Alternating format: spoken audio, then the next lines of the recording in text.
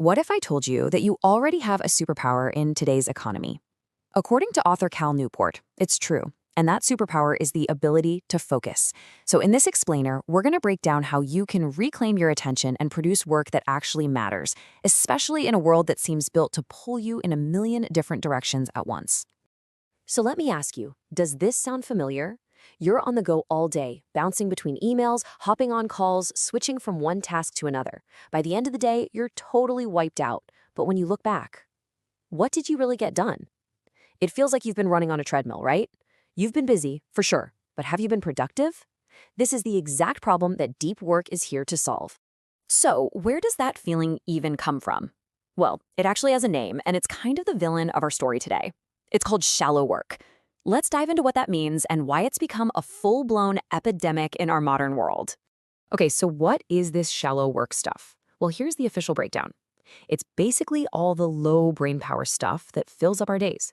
Think about all those little administrative, logistical tasks that don't really challenge you or create anything new and valuable. And the key thing, we're usually doing them while we're distracted. And in the real world, it looks a lot like this, doesn't it? That never-ending email inbox, those back-to-back meetings that probably could have been an email, and this constant pressure to be always on. The crazy thing is, our culture often rewards looking busy. But all this busyness, it's often just a performance of work, not the hard-to-do act of creating real value. And here's the kicker. This isn't entirely your fault. It's not some personal failing. Our modern work environments, I'm talking open-plan offices, the constant dings and buzzes from our phones, and that crazy expectation that you'll reply to a message in 3 seconds flat, they are literally factories for shallow work. They're designed to destroy deep concentration. And if you want some brain science to back this up, oh, we've got it. A researcher named Sophie Leroy discovered this thing she calls attention residue.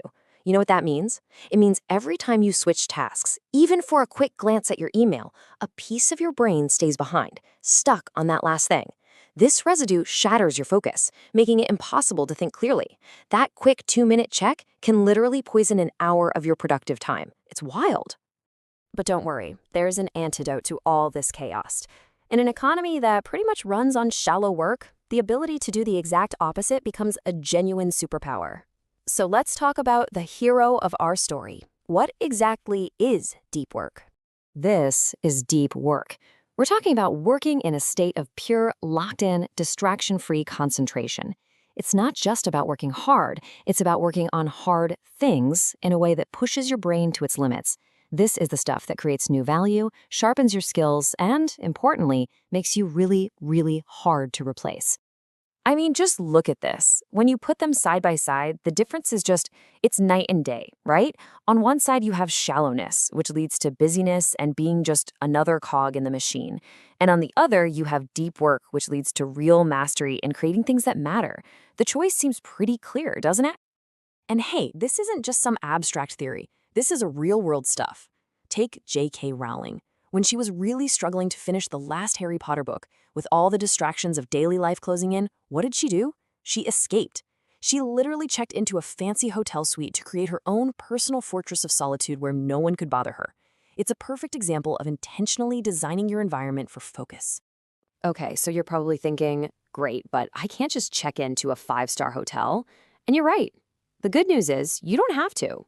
There are actually a few different philosophies for integrating deep work into your life, and you can pick the one that fits your schedule.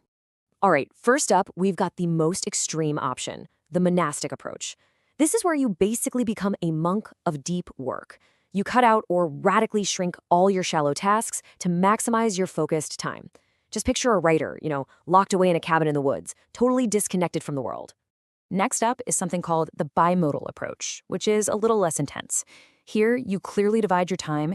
You might spend, say, 4 days a week totally off the grid in deep work mode, and then you leave 1 day for all the other stuff, the meetings, the emails, the shallow tasks.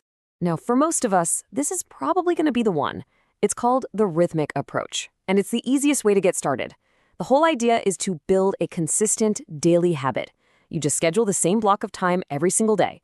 Maybe it's 90 minutes right when you wake up for pure, heads-down, deep work. That rhythm makes focus almost automatic. And finally, we have the journalistic approach. But I gotta warn you, this one's for the experts. This is for people who have trained their focus muscles so well that they can drop into a state of deep work at a moment's notice, like whenever a 30-minute gap opens up in their schedule. Seriously, Cal Newport says, do not try this as a beginner.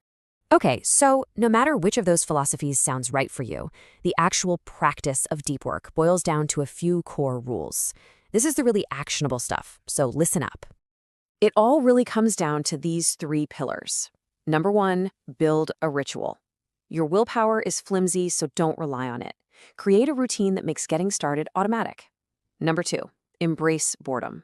This is huge. You have to retrain your brain to handle not being stimulated 24/7. A mind that can't handle boredom will never be able to focus. And number 3, execute a shutdown. Create a clear, decisive end to your workday so your brain can actually rest. So let's really dig into what a powerful ritual looks like. You need a specific where, a quiet place just for deep work.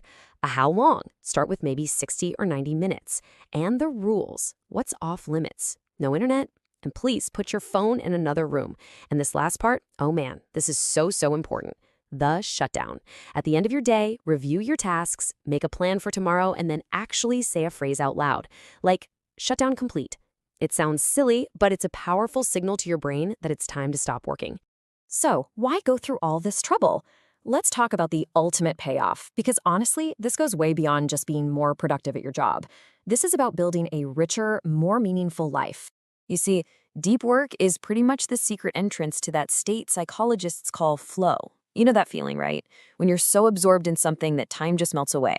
Well, decades of research have shown that these flow states are the moments when people report being their absolute happiest and most fulfilled. So think about it. Deep work leads to flow. And flow, well, that's where we find real happiness. And this really brings it all home with one powerful idea. Who you are, what you think about, how you feel. It's all just the sum total of what you pay attention to.